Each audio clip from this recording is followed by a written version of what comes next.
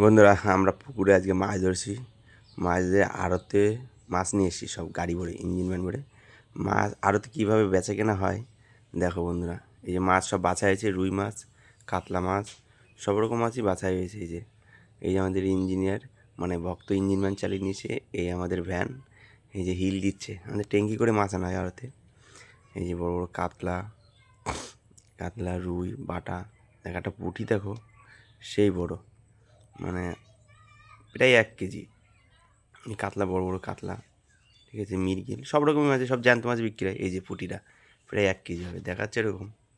এই যে আমাদের হরসিদ্ধা, এই দেখো গলায় গলায় আর কি ব্যথা বলে মাইক্রোফোন মুখে লেগে বেচা কেনা করছে। এই দেখো, এই যে আমাদের হরসিদ্ধা, ঠিক আছে, আরদার দাদা, ঠিক আছে। এই যে আমাদের পুকুরে বড় সিলভার, প্রায় 3 কেজি, 3.5 কেজি হবে।